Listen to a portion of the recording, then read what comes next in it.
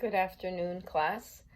My individual case brief analysis today is on the study of chocolate milk conducted by the University of Maryland. So I wrote it out and I'm reading it.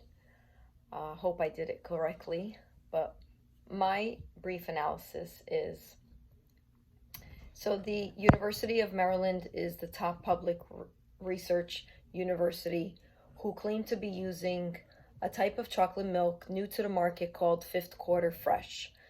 The marketing strategy on this product was that for football players to consume the chocolate milk, and it would improve on their cognitive and motor functions over the course of the season. The advertisement claimed that the cognitive and motor functions would not be compromised even after experiencing a concussion, on the field. The principal players of this case were the University of Maryland Research Center, the manufacturers of the chocolate milk called Fifth Quarter, and the football players who consumed the product. The study took place at the University of Maryland in 2015. The issue of this case is identifying the problem which occurred when the Fifth Quarter Fresh chocolate milk was challenged with inadequate findings. The university was challenged by the media for not providing adequate research. When the University of Maryland was challenged by the Health News, it passed only one of the 10 critical elements needed. Basically, a scale of 1 to 10, they really flunked.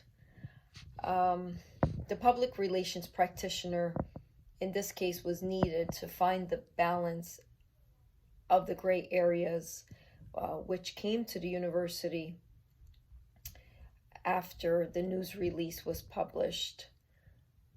Basically, the news release in the University of Maryland concluded that and challenged the university with inadequate findings.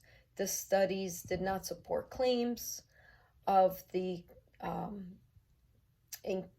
increased or at least balanced the cognitive and motor skills of the football players who drank the chocolate milk. The study did not support answers to these challenging questions. There were 10 claims that this was based on, and the study was not adequately explained. And it did not explain the harms of the chocolate milk. The study did not identify sources to conclusions of benefits, and in this case, negative outcome of the chocolate milk product.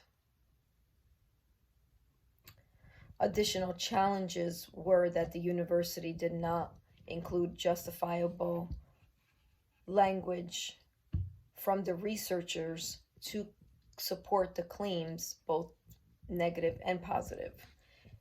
There were many discrepancies in the study that were not disclosed, including the high amounts of sugar an athlete would intake with just one serving of the chocolate milk. So in this case, I analyzed that the public relations strategies and tactics were not effective. When challenges arose, I feel that the university's reaction was defensive as opposed to proactive. As a public relations practitioner, I feel that the views were in the negative. The views that the university was presenting to the public was negative. My strategy would have been different. As a public relations practitioner, I would have had the approach, definitely a different approach with the media. My response, knowing that the conclusion of many tests were not completed properly on behalf of the university, I would have immediately taken the proactive approach instead of reactive. My approach would have been more of an upfront, admitting that there was inadequate studies and that the product would immediately be put on hold for the use of any of the football players or athletes at the university until further testing and more adequate results would come from the testing. I believe that this practice as a public relations practitioner allows for the media to calm down and quiet down, which is what public relations wants, strategy is to do for the university.